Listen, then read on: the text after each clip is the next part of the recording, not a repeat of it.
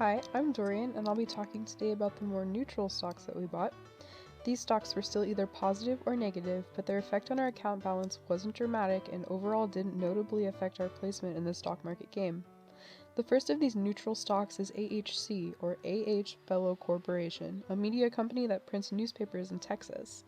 I know a newspaper company in Texas sounds a little too specific to do much of anything at all in the stock market, especially in the short run, but we had high hopes. The stock was relatively cheap.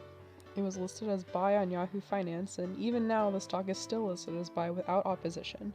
Unfortunately for us, our little Texan newspaper company didn't do much of anything at all in the way of growth and actually went down 2% over the course of the entire game. Though 2% may sound like a lot, we have to keep in mind the 46% that SPLK changed. So, if we learned anything from this stock, it might have been to invest in something a little bit riskier.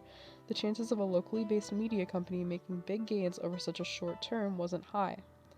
Our second neutral stock is VLO. It's an oil company, VLO stands for Valero Energy, and we invested in it because we felt like the oil prices would start rebounding after they were so low. Unfortunately for us, the stock was an oil processing company and wasn't affected by the change in oil prices directly, so its change wasn't dramatic.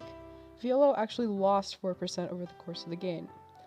We bought the stock at the very end of the game, so part of the reason why we might have been so sloppy with our research was because we felt like we were rushed to try new things so quickly.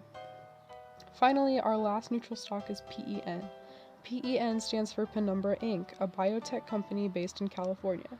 The indicators all looked good, and at $50, it's one of the more expensive stocks that we invested in. Unfortunately for us, the higher priced stocks don't tend to fluctuate too much in the short run, so our gain from this stock was only 2%. We still gained money off of it, around $500, but when we're dealing with $100,000, the $500 didn't seem like too much. No matter how little impact our neutral stocks had in the game, we're thankful that they didn't tank like some of the ones coming up did.